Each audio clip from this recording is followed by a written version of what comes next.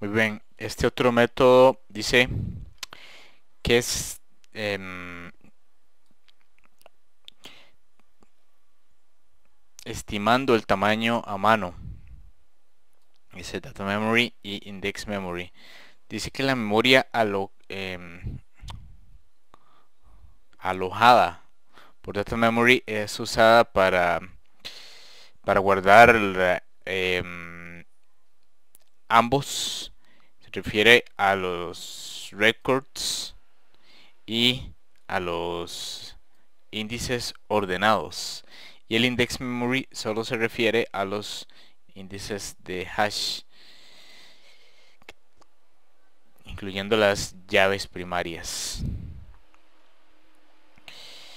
Si vemos una tabla como la que hay aquí, vemos que tiene diferentes tipos de objetos posibles. ¿Okay? Por ejemplo, tenemos varchar, este binary, char, enum, set, tipo blob, de very large object, que ya lo hemos hablado, tipo texto, que son muy comunes. Big integer, punto flotable, double, bit decimal, tipo de fechas, año, eh,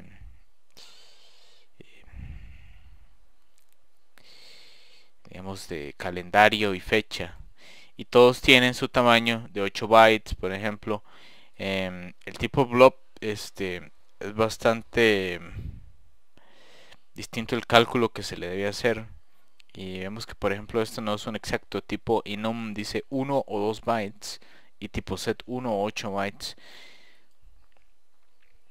Por ejemplo, para el tipo varchar dice, bueno, para el tipo char dice n redondeado hacia arriba, hacia el límite de 4 bytes. Okay. Y eh, eso serían más o menos cálculos que se pueden hacer para lo que son propiamente el tamaño de los tipos de datos de esas tablas. Aquí viene la tabla y dice que un record, es decir, una de las tuplas de la base de datos, no puede ser de más de 8052 bytes de largo. Y luego dice también otro dato que se debería tomar en cuenta, que dice una tabla tiene siempre un encabezado o header de 40 bytes. Cada tabla debe tener una llave primaria. Todo eso se debe considerar. De otra forma, MySQL Cluster crea con una llave primaria con un tamaño de 8 bytes. Por ejemplo, dice considerar guardar tiny integers como, como campos bit.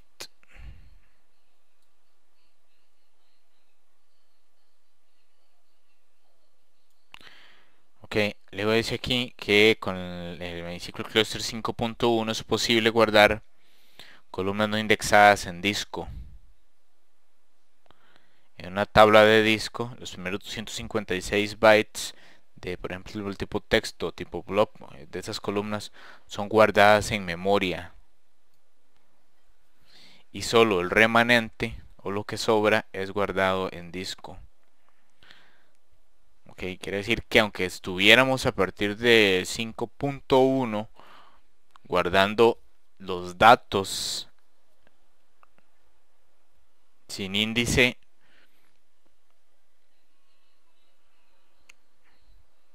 y voy a redondar, pero lo explico mejor porque tal vez leído no se entendió.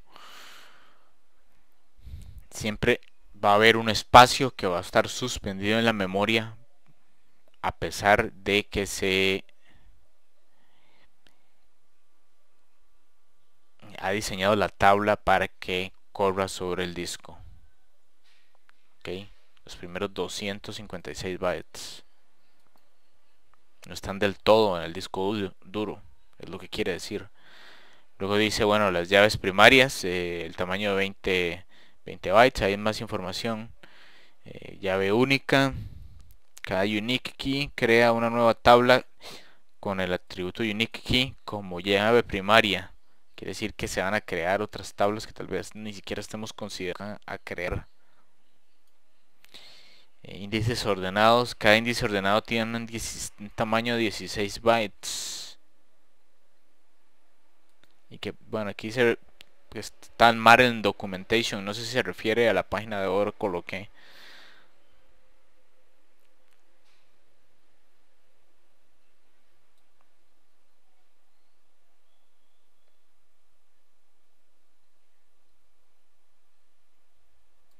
Ok.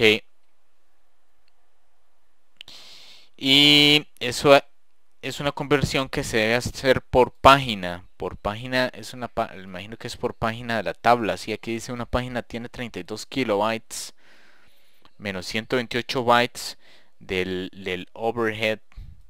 Se llama page overhead.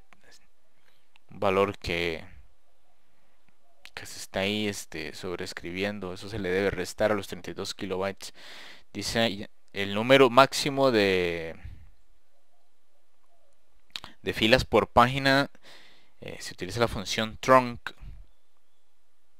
Debe estar en todos los lenguajes de programación, y si no algo similar debe ser bueno, en MySQL debe ser en lenguaje C. Dice 32 kilobytes menos 128 bytes dividido entre el número de filas o el tamaño del índice, y las páginas es igual, esos filas por página, y las páginas es igual a filas dividido entre filas por página.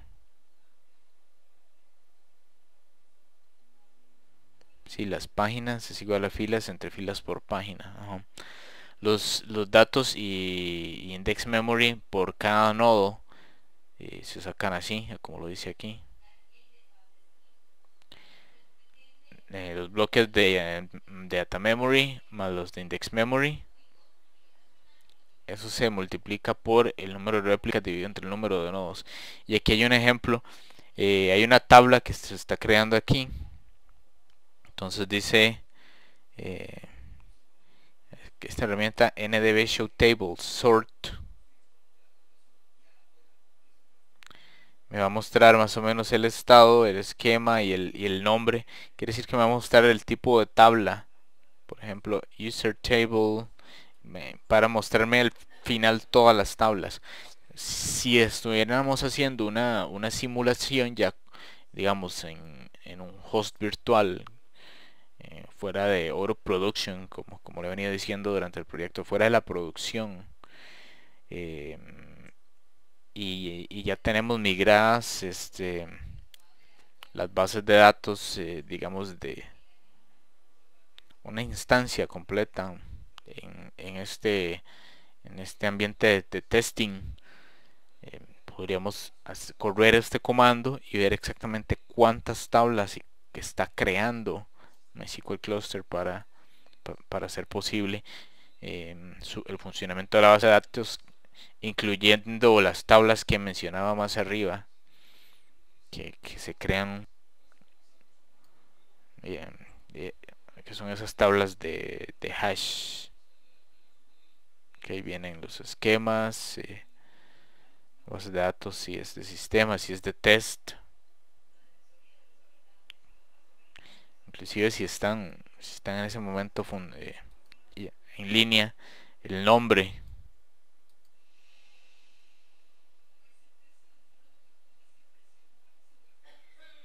Ok, dice, esta sección dice dónde está la tabla para unique key y primary key, el hash que no se han mostrado, no están mostrándose ahí. Entonces dice que hay que hacer otro comando que por lo menos va a mostrar las unique key tables, con ndbdesc u objeto de test. Ok, si yo hago alguno de estos comandos,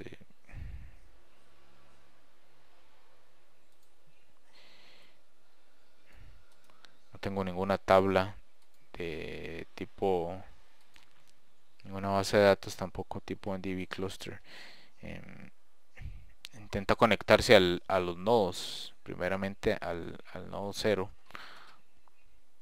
De momento no me va a funcionar porque no tengo ni siquiera, aparte de que ya no tengo esas bases de datos arriba el servicio todavía. Ok, pero cosas importantes que se deben tomar en cuenta. Aquí muestra la versión 1, dice tipo 5, número de atributos, dice primary key, distribution key, atributos y índices, unique hash para las llaves únicas, unique keys. Esas llaves únicas, por eso es que también lo estoy explicando tanto, porque ya no sé qué tanto conocimiento de bases de datos se puede tener, aparte de que es una forma bastante diferente de hacer una base de datos convencional.